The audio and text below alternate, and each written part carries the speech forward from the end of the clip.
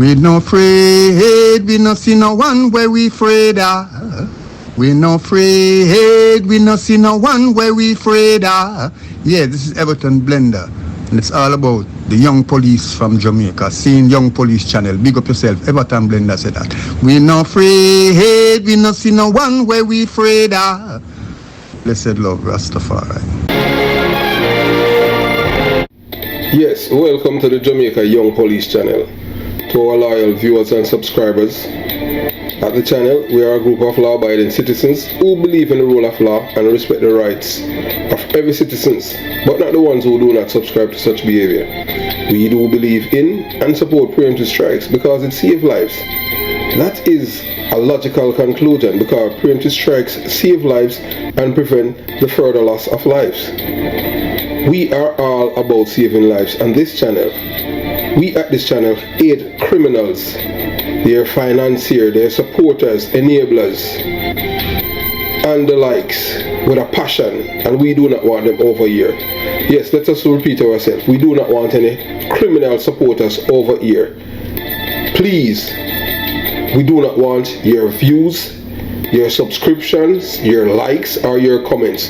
Please go elsewhere where the red carpet is waiting for you. Over here, we want you, the criminal supporters, enablers, financiers, and all the likes, to go to prison or madness. Let me repeat myself. We at the Jamaica Young Police Channel, we do not want the criminal supporters and their circle over here. We want you to go to prison or madness. Moving on to our video.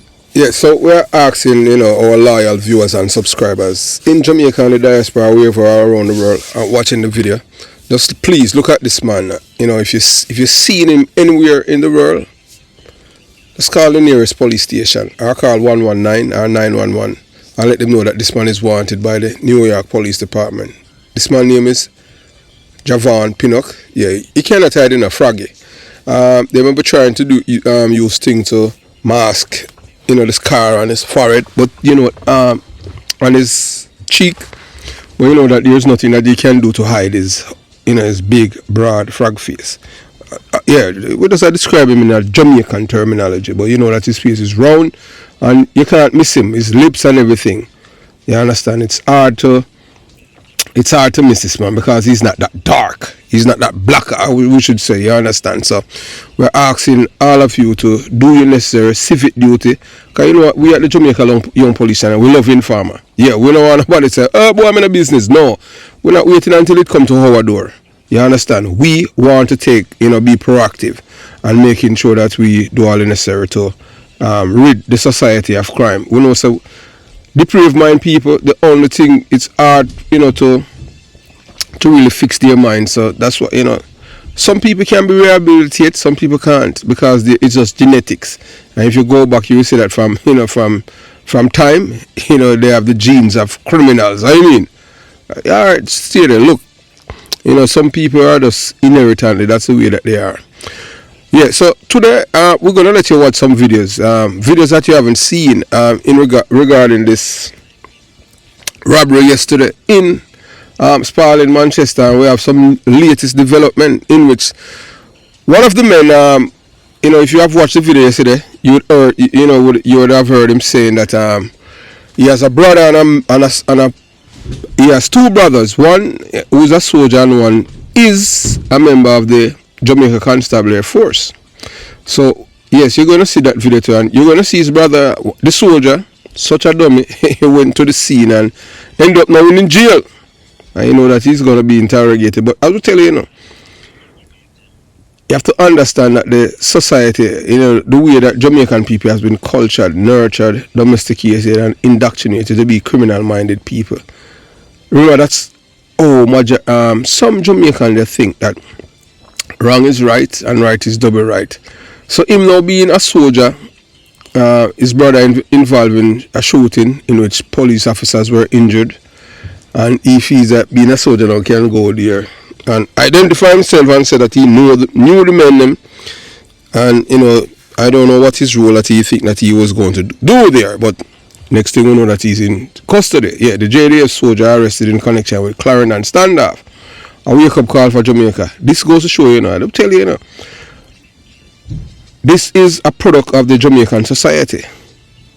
Remember, at one point in time back in the days, even when I joined the police force, if you have any close member of your family who are criminals or involved in a criminality, you could not be a member of the security force. But look, you cannot get clean water from a dirty stream. And I tell you, from the top to the bottom of Jamaica, that is what you're going to get. That's why I would tell you, say, especially for the young police officers who you are ethical, decent, honest, truthful, and you want to see a better Jamaica. I am telling you, if you want to stick it out, that's all up to you, but I can tell you that I tried, and and I had to leave, yes, because eventually I know that I would have lost my life, so that's why I left. And if you think that you can change the system, so be it, try, because you have to understand that it doesn't matter what you want to believe, the corruption in Jamaica is rife. The reason why you have all of these robberies and all these killings, you have to understand that you don't have anything what you call name brand police. You have name brand criminals, name brand politicians, but you're not a name brand police. Reason being, no, we're not talking about no Rennie Adams and a name brand police. No, we're not talking that. That's squad police. We're talking name brand police. Like alright, like in Manchester, you would have a detective there, where in a Mandeville or Spalding or whatever, you have a 1 or 2 or 3 detectives in the parish where criminals live in fear of losing their lives because these cops would be on them. Although these men are not from Manchester per se where the robbery happened. These men, from information received, they are from not the same community. So so there's a disturbing new development in the saga of Sunday's armed robbery in Spalding, Clarendon that culminated in a dramatic standoff between police and 4 gunmen. This time the news is not about the brazen actions of the 4 gunmen. No, it's but about one of Jamaica's own defenders, a member of the Jamaica Defence Force, being implicated in the incident.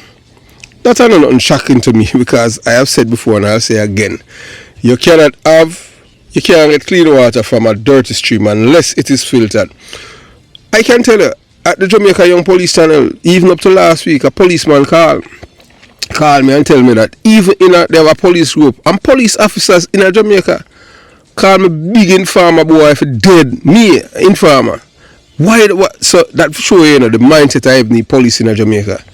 So God help the Jamaican people when you have these kind of people, because the music and the culture toxic. You understand? And that's one of the biggest problem. And guess what now?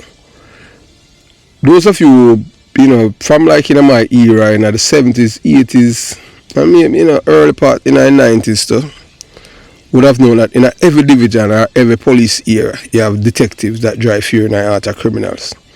If you notice, the PMP LGBTQ plus criminal organization bench them. When I say bench them, they put them in an office. Forbid them from go street. Even in America, you have detectives in every jurisdiction. Cities where criminals know them and forget them. New York, Philadelphia, Miami, Baltimore, and you can go on and on. Detectives in Jamaica now. Why do you think that was done? Because the PMP, we are telling you now, the PMP, they had said that name brand police, especially they have said that they don't want more name brand police in Jamaica because they are destroying the youths. So let me show you who they care about, not the law-abiding citizens, but the criminals. Yeah, so moving on. So the shocking arrest, so this is something that we received from Nationwide. Nationwide News has learned that a JDF soldier has been arrested in connection with the robbery and standoff. Well-placed sources within the JDF confirm the arrest, revealing that the soldier is the brother of one of the 4 gunmen taken into custody. For now, the soldier's identity and rank remain undisclosed as formal charges are still pending. Reports indicate that the soldier is likely to face conspiracy charges. Allegedly, he arrived at the supermarket where the gunmen were barricaded, where the gunmen had barricaded themselves following the arrival of the police officers. Claiming to be a relative, he begged for the gunmen's life to be spared. This moment, captured live on TikTok by one of the accused, now stands as a testament to the complexities and corruption entangled in Jamaica's fight against crime. So it don't really matter which way you go in Jamaica, it's a criminal's paradise. So that's why a man like me, most people not going to like me, or some people, because as me, you know, if it was my, if me have any, as anybody will tell you, any family may have involved in a criminality, I want person them stay far from Chris. Yeah, because them know say I wrong person here come to, because you not get no refuge or no protection from me. I throw you out, period. Me not like criminal, me not like people who violate other people's rights. So in the now infamous TikTok live broadcast shared during the standoff, one of the gunmen made a chilling statement. I have brothers who are soldiers and policemen. This revelation shed light on the uncomfortable truths that elements within the Jamaican security force may have connection to criminal activities. And really, I wouldn't be surprised by that. When the youths, the same youths, when they grew up from the 90s, they have seen where the government of the day, Lord, celebrated and revered and put criminals on a pedestal. What you expect? When time a youth say, Beanie Man, we're involved in whose name stink in the killing of Gerald Bogle Levy, what you expect the youth them to do? And they might get national award. When you think some people are fool, you think so them not seen?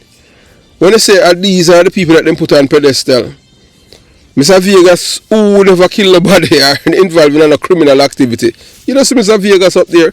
And Mr. Vegas, I've been in the dance hall for, and Mr. Vegas, you know, I've been in the dance hall for over 3 decades or more. Vegas is the one that introduced even Sean Paul to the world. We don't know what happened between the both of them. So the rat run deeper than we care to admit. Jamaican people in a denial. So you saw hear them saying, oh, I fight against me, because I through my soldier. Really? You're going to say like evidence will come out, text message and all of these things. What? Is he the getaway driver? Well, we're not going to preempt what the detectives are doing. Because if we release some information about what is happening, you're going to know, so boy, we are preempt the detective them. So so as we moving on, what you must understand is that these guns, whether or not you want to believe it, you're going to be shocked who are the owners of these guns. You know, some of your big influential people in Jamaica. So this isn't just a story about a soldier who made a choice to shield his brother from justice. It's a stark reminder of the pervasive culture of criminality that has infiltrated even the most sacred institutions of our society. When a soldier sworn to defend Jamaica is arrested for alleged conspiring with criminals, it raises a fundamental question. How can we fight crime when trust in our institution is eroding? So in a 2 day, a 2 soldier involved in a criminal activity. You see what one of them in a uniform in a back of one police vehicle. That's how it go. The culture of complicity. This incident is not isolated. It's not an isolated case. In too many instances, family, loyalties, friendship, and financial temptation have compromised the integrity of those who should stand as Jamaica's first line of defense against lawlessness. That's not going to happen. That has something through the door. Because the people them grew up in a culture of criminality, where people in a crime, people celebrate them. They are the ones that hear them naming the music. You know, hear my name in the music, because I'm not involved in a criminality. Anyone hear them naming the music, and I'm a law-abiding citizen. We are telling that, yes. I will say that for various reasons. A culture of complicity where connections to crime are hidden or ignored allows this cancer to spread unchecked. Some man, police, carry an illegal gun for his brother. And vice versa, policewoman, yes, do the same thing about gunman of your yard. We are going to tell you, we have to show you 2 police officers who in Jamaica who involved in a criminality down there right now. So Jamaica has a long grapple with the glorification of criminal lifestyle for decades. The narrative that being a bad man earns respect and status has seeped into the consciousness of many young men. So you can't blame the youth them. It's education and culture. What them see on TV and in the media, that is what they want to be. When you see a man, you growing up and you have heard that one of your favorite dancehall artists, Moses Beenie Man Davis, involved in a killing of a national treasure, Gerald Bogle Levy. And you see Beenie Man get national award on TV. What? You don't want to be a killer too? You don't have to literally out there squeeze the trigger. You don't have to do that. You don't have to do deliberate. You don't have to out there do that, you know. Yeah, you don't have to out there squeeze the trigger. All you have to do, you just give the orders and your name ring up and man dead. And after a while, it's like a 9-year one, and then people, you buy out people, call them licky.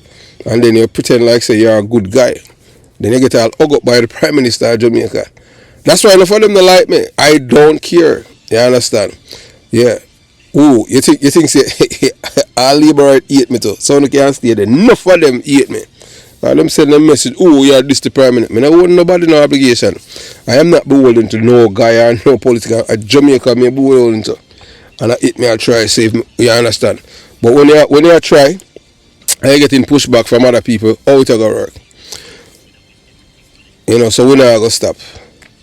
So when this mindset pervades even the rank of those charged with upholding law and order, the consequences are devastating. So this incident must see and serve as a wake-up call for every Jamaican.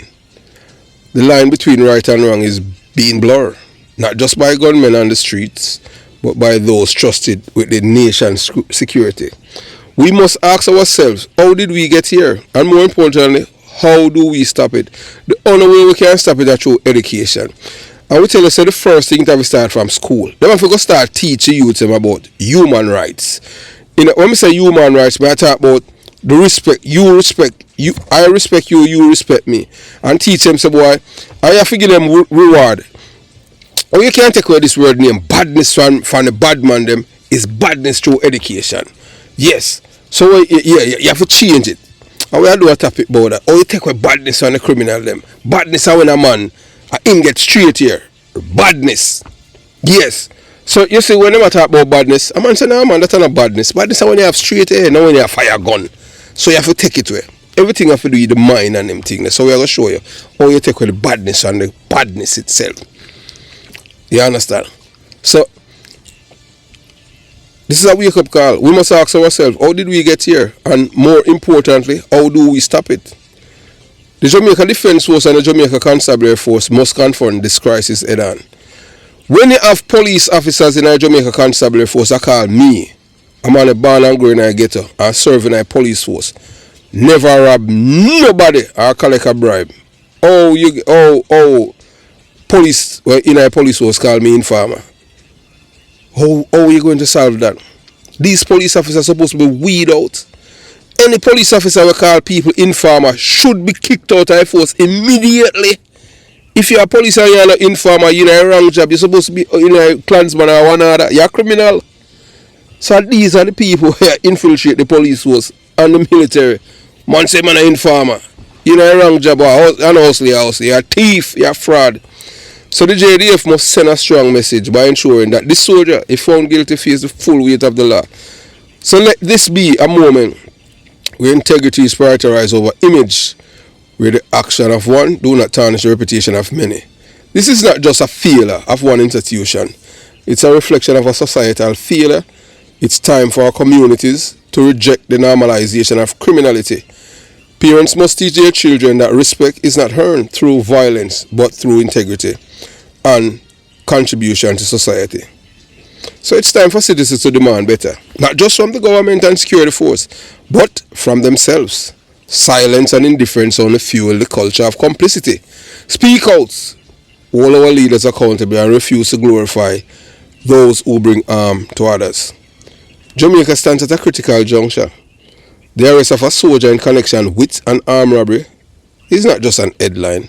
It's a mirror reflecting the cracks in our moral foundation.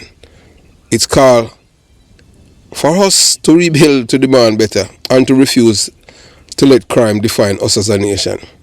So this moment is an introspection and action. So let's us not let this be another story, lost in the news cycle. Let it be the catalyst, a change for integrity and for Jamaica where honor, integrity reign supreme. Sad to say, this is going to be a problem for the Jamaican society because you have to understand, say, people who are law-abiding citizens of Jamaica.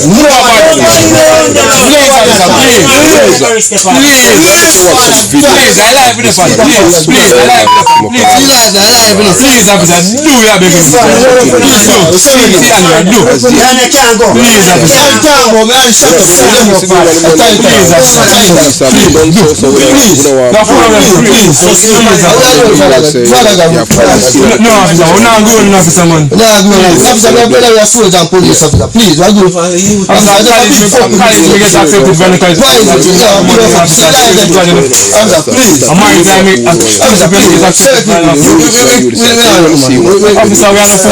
these men. Please, officer. Please. You watch it, you decide. More police have come. Bomb out to Monday.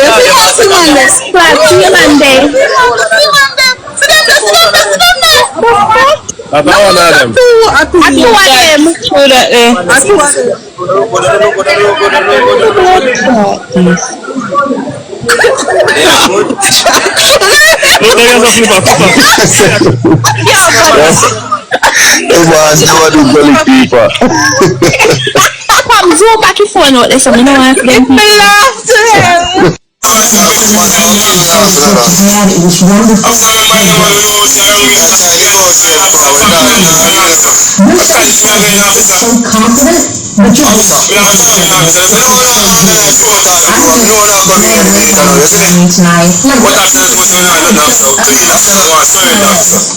If I had to pick somebody for North Carolina,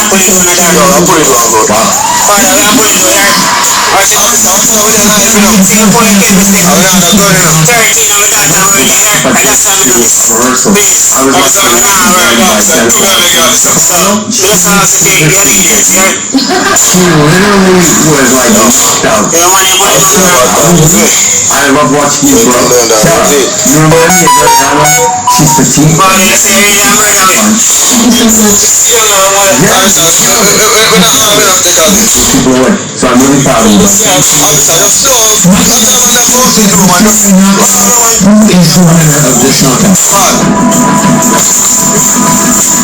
The winner of this knockout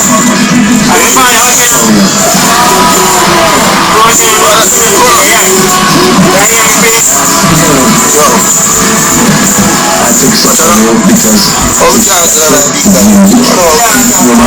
mix between Bruno Mars and Michael Jackson. I'm so proud to be on your team.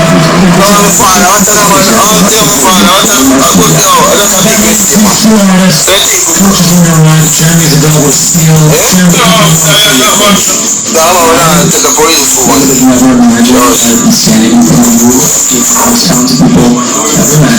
it's so grateful. Get it one more time. I use my phone on Zelly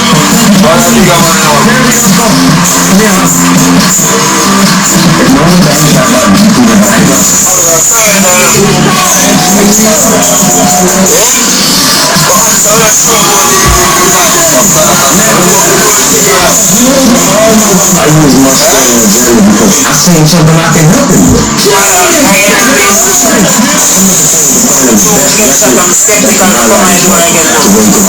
Big moments, subtle moments, certain things that can really be nice. When it comes to the craft, Team Short really got me on edge of my seat. I was metro and just seeing him take that step and began to Yeah, so as we tell you, data is king. If you understand data, you cannot miss, especially, you can't miss a target, especially in 2024 and beyond. Yeah, that's how it is. So, that some people, as we tell you over years, not for the goldfishes, and some of them gone a long time because that they don't like knowledge. They just like when you get them slapped up. So that's why most of these youths in Jamaica Because I like read, because you know, so reading, it takes time and patience. Build that discipline. Because the people mind is so warped. Yeah, man, may I tell you. So we at the Jamaica Young Police and I try, just like how you exercise, that's all we want the people mind to exercise and stretch and you absorb information and you're able to think. You know, make the people lead you on. So this is part 1 of a 2-part series, as you look right there. So what's the connection between the Spalding gunman and Kevin Tillaba Roberts and Senator Peter Bunting? Yes, you know, you'll hear that as we continue the journey. So in the age of information, you know, one truth reigns supreme. Data is king. It shapes our world, influences our decisions, and when wielded wisely, has the power to transform perspective. What's that? Some people will ask. I won't say data and numbers. You know, it's how you understand. Everything we do is numbers. Even government work with that. Because if government, you know, that's why government at times lay off people and all of these things. That's the reason for it. So with that in mind, we are diving into a topic so compelling and layered that it demands more than just a single conversation. That's why we are bringing you this story in a 2-part video series. Each installment designed to peel back the layers and reveal the bigger picture. So why 2 parts? The power of depth. We believe that some stories are so intricate, too important to be squeezed into a single snapshot.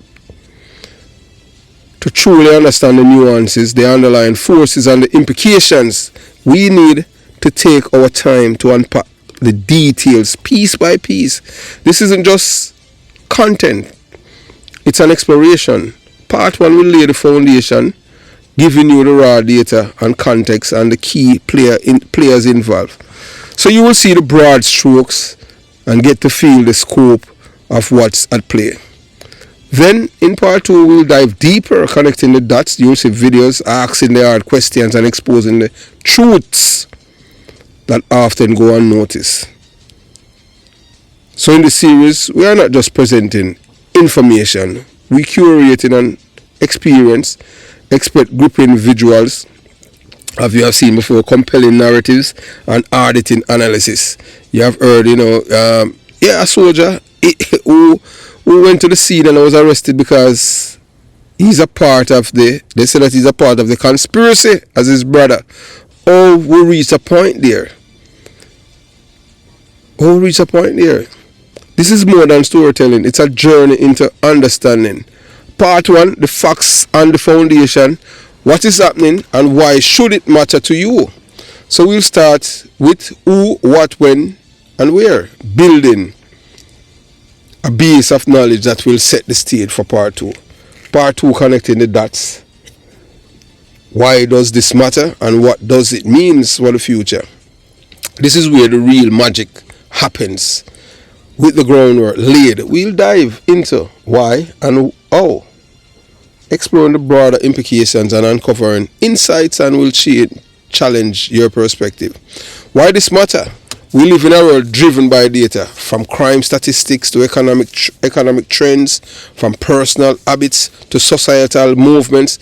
Data hold the key to understanding and solving the challenge we face. But data alone isn't enough. It must be analyzed, contextualized, and communicated in a way that resonates with people's hearts and mind. That's where we come in. Our goal with this series is not just to inform, but to empower. We want you to walk away not just knowing more, but thinking more about your role, your decision, and the impact you can have on the world around you. So this is more than just a video series. It's a call to action. By engaging with this content, you're becoming a part of a larger conversation, a movement to uncover truths, demand accountability, and inspire change. So get ready. Part 1 is coming. Part 1 is in, and part 2 will begin shortly. Because when data is king, the possibilities are endless and the power to make the difference in our hand. So as we tell you before now, we tell you that data is always king. So just as we said to you before, you know, from those who recognize the value of data, you know that the role as the ultimate game changer. Data drives decisions, shape strategy, and ensure impactful outcomes. So it's a principle that has guided our decision to reimagine our series into 2 distinct parts. This approach isn't just a stylistic choice, it's a deliberate effort to enhance your learning experience and maximize engagement. By breaking the series into manageable segments, we are giving each part the attention and the depth it deserves. This structure allows us to dive deeply into every facet of the subject, creating an immersive narrative that's easier to digest. Each part will naturally flow into the next, ensuring continuity and keeping you excited to return for more. This segmented approach transforms complex topics into meaningful, impactful lessons that resonate long after viewing. So what's in it for you? 1. Our 2-part format allow us to deepen exploration by narrowing our focus. We can provide a richer, more comprehensive analysis of each topic, enhance engagement, bite-sized segments, make it easier for you to stay engaged without feeling overwhelmed, create anticipation. Each installment builds momentum, keeping you engaged, eager for the next chapter. This structure isn't just about making our content better, it's about delivering the insight you deserve in the way that is truly valuable. For those who can't wait to dive into the full series or want even more exclusive content, we are inviting you to join us on Patreon. As a Patreon supporter, you will unlock early access to full-length videos, behind the scenes, insights, and special perks reserved for our most dedicated viewers. So I would tell you, click the link in the description to join us on Patreon and take your engagement to the next level. I will tell you, in a Patreon, there are videos on Patreon you won't see on YouTube. Period. Reason being, because they are so sensitive. And if you want to learn more in depth, you have to join Proud Informer. Yeah. You're Proud Informer, that I top tier. You will learn some things that you will never, in your wildest dreams, you won't get hear that anywhere else. Because we are telling you about intimate and personal information we are share with you. So why become a Patreon member? Supporting us on Patreon is more than a subscription. It's an investment in content that matters to you. As part of our Patreon family, you will be joining a global community of like-minded individuals committed to impactful, honest content about Jamaica and beyond. Our Patreon community spans North America, USA, Canada, Mexico, and the Caribbean islands. Include, you understand, Africa, Nigeria, and South Africa, Pacific, New Zealand, other regions included Trinidad, Tobago, Cayman Islands, Barbados, Antigua, Bahamas, Turks and Caicos Islands. So wherever you are, you will find yourself in the company of worldwide network and viewers passionate about making a difference. Your support fuels our vision. To our current Patreon members, thank you. Your contribution are the lifeblood of the Jamaica Young Police channel. Your support allows us to maintain and improve the channel, produce high quality, well-researched videos, address viewers' requests, and explore new topics. Because of you, we keep delivering hard-hitting, insightful content you rely on. We understand that your time is valuable, and we heard your live feedback loud and clear. That's why we are committed to keeping our non-live videos under 40 minutes while maintaining the depth and quality you have come to expect. Each video is crafted to address topics that matter to you. Ensure your experience is both meaningful and efficient. So join us on Patreon. Be a part of the journey. By joining us on Patreon, you are not just a viewer, you are part of a mission. Together, we can continue to uncover truths, share critical insights, and inspire positive change. Click the link in the description to become a part of the Jamaica Young Police channel family. Your voice guides us, your support sustains us. Together, we will keep building something extraordinary. We're not stopping. Look hear them threatening and look hear them tell with this or that. You people are the backbone of the Jamaica Young Police channel, members of the Patreon squad. And we appreciate, man. And we know the people them from day one. So have yourself a beautiful day. Jamaica Young Police channel out.